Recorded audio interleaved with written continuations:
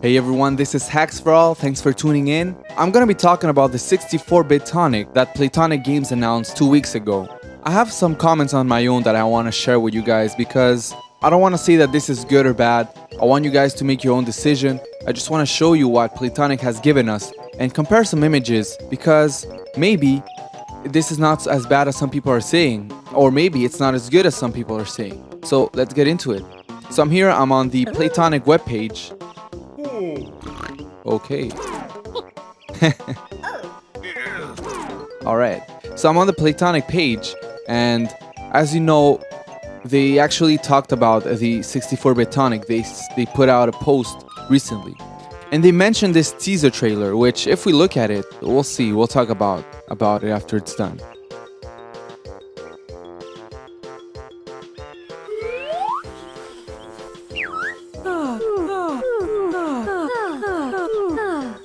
Here to swap your tonic, okay. That's the first level of the game. Okay, there it is. Go retro.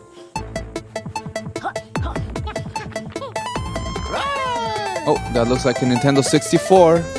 The box cartridge.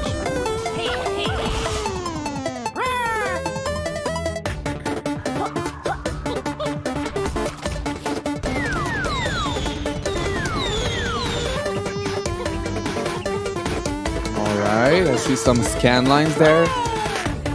And a free update. Okay. Alright, that was rather short. 50 seconds, okay. That's right. In the coming weeks, all Yooka-Laylee owners will receive a coveted 64-bit Tonic via a free-of-charge game update. To activate it, visit your local vendie and witness as the game resolution crumbles before your eyes.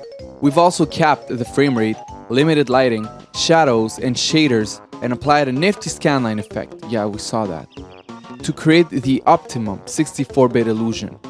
It's the closest you'll get to 1998 without chugging Sunny D in a pair of Dr. Martens. The update is currently in a QA testing, and we anticipate a staggered release based on its approval across various platforms.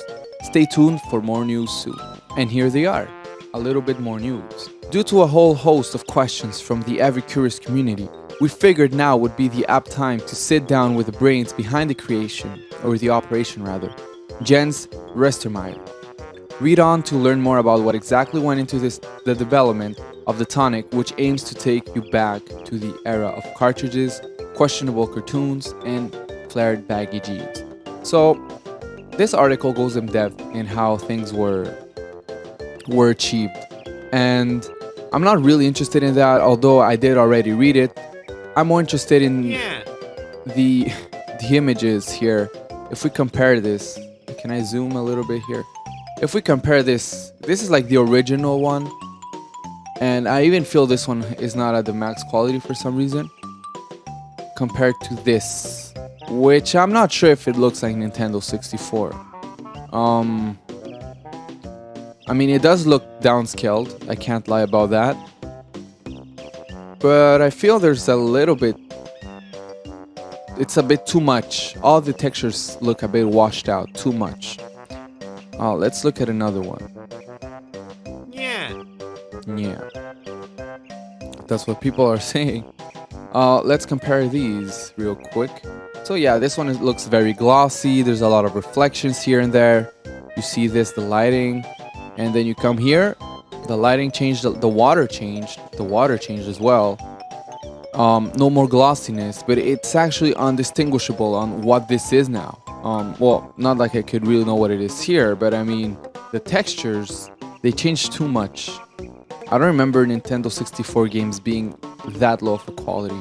Actually, the quality of Nintendo 64 games is pretty good. If you emulate games on computers now, you're gonna get a pretty good effect and a clear image on what the textures look like. So, I don't know why they didn't stick to that kind of image and then apply that filter on, so it resembles more on how the Nintendo 64 used to look on CRT TVs. But by doing, like a washed out version of the texture, or using shaders to achieve like a washed out version of the texture, and then adding a scan line just makes it look very bad, and it's not what the Nintendo 64 used to look like.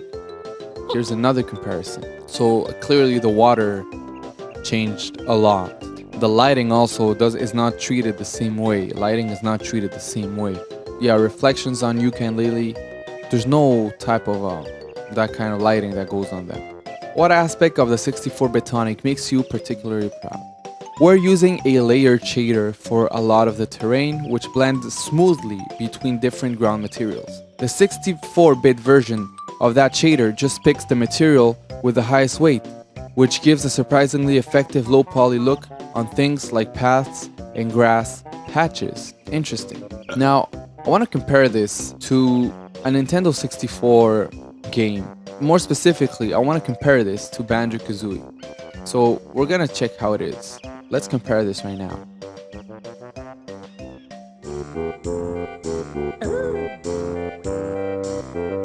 So let's take this Banjo here, our loved friend Banjo.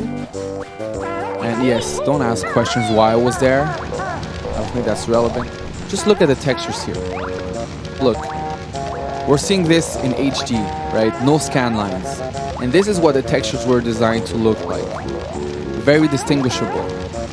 I don't have my nostalgia glasses on, you know? I don't have them on today. And it's very clear on what is what. It's not just the color. Basically, okay, here's this snow, so it's a bad example. But look at this. It looks like ice. It's blue. We see there's some kind of snow there. Let's look at this. Yeah, the texture might not be super high resolution. We see some pixels here. We see some distortion. But look, we're able to tell that that's snow. That's some kind of rock. That's more snow. So that's the type of comparison that I'm trying to do here. I'm trying to prove that it's possible to look like Nintendo 64 without downscaling your resolution, your texture resolution that much. Look at the presence. I'm not using any type of filter other than the ones that probably come with the emulator. Whoops. But we can tell what's going on the presence. We can see the bells. We can see the pine trees. Everything's very distinguishable. Look, the broomstick. You can see it. It's very clear on what is what. Why do I use Banjo as an example? Well, Banjo is the perfect example for this. Because this is the kind of game that fans are going to compare it to. Look, we can tell the windows. Everything's very clear. Now, add a CRT to this. Add a CRT effect to this screen. It's still going to be distinguishable because with no effect, a clear image, we can tell what it is. But on Yooka-Laylee, it is very safe and clear to say that this just washes out the textures. Because if we look at the original, there isn't much to begin with. The textures, they're not that defined to begin with. So it's normal that if we downscale it, it's gonna look like this. So it's not necessarily the bad job of the programmer who did this and modified the shaders to have layers and make it look like this. But here, the grass is already missing a lot of things, a lot of definition. So when you do it like this and you have a washed down version, it's obvious that it's not going to be like Nintendo 64. It's going to be worse because there wasn't much to begin with already.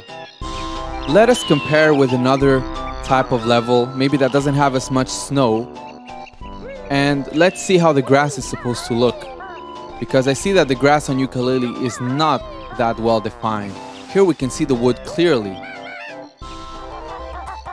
Alright folks, so we're here in the spring, which is a little bit more comparable to that level of Yooka-Laylee. But once again, look, we see a big difference. A big difference. There's a lot more definition going on in Banjo-Kazooie. A lot more definition.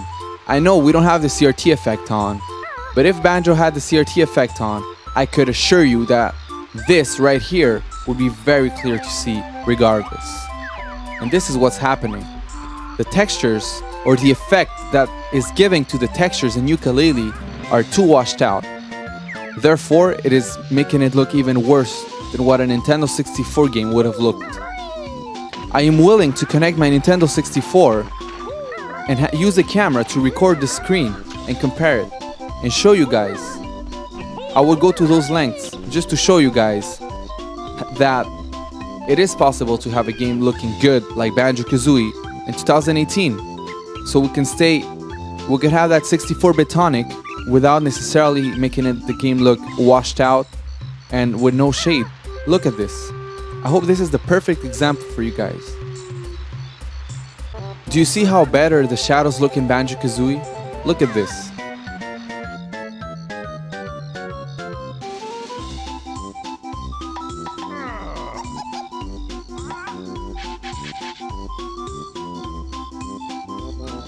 Now, I don't want to be the guy that just talks and, doesn't do anything. I really want this to look good. Believe me, I want this to look good. So I went on Twitter when Playtonic announced this and I said, can there be a poll or a place where players can suggest their ideas in a doable scale and you guys could use that feedback to make it even better? Thanks. And Playtonic said, we're already a little too far gone to make any core changes to the 64-bit Tonic. However, we're always looking to improve on our communication and feedback process with our community. It's something we'll do better from here on out. So that means no. Basically, they can't do it because they're at a process or at a moment in the process where they can't go back. Now it's the QA, it's the testing, the quality assurance. And if it works on consoles, it'll be published and there won't be any more changes that are going to happen. Now, I'm not against the idea of having a 64-bit Tonic. I was actually really happy when I heard this stretch goal announced a couple of years ago, and I'm happy to see it come around. However, I do believe that it's possible for Playtonic Games to make an even better version of this 64-bit Tonic, and this is coming from a guy that doesn't study art or visual arts, so I know that it can be done better. Now, if somebody that studies art, I've asked a couple of friends that I have that actually study art, and they've said that original graphics for Yooka-Laylee look pretty good, and it is possible to make them look a bit more familiar or similar to Banjo-Kazooie without washing them out as much. It is possible, so there's no need to redo everything. I get it, Playtonic doesn't want to redo everything. They would have to restart all of the game basically from scratch, all of the textures. That's a lot of work and a lot of money. It is possible that they could do this. I know they can do it a little bit better. Probably in the next patch they can maybe tweak some things. I really hope so, because Playtonic, I love you guys. This is just a dream come true because I love Banjo-Kazooie, I love that game, I love that franchise. But if you're gonna make Yooka-Laylee and you have fans expecting something, I know you're delivering, but it's not completely what we were expecting. So you could change some things. I know that marketing tells you to do it one way. I know that there's a political correctness and you're gonna say one thing. I know that sociology is gonna teach you to say this other thing. But in your hearts, think about the gamers. We grew up with Banjo-Kazooie. I've played Banjo on different screens, different ways, at different hours of the day. I know how it's supposed to look like, and this is not exactly what it is. I've played Conker's Bad Fur Day, I've played Diddy Kong Racing and different rare games, and honestly, I can say that there is some similarity, but it's not quite there yet. So I hope you guys can make this better. I really want to say thanks though to everyone that worked on this. You guys have done a good job, so thank you very much for all you're trying to do and for your Q&A. I really want to say thanks. Take care.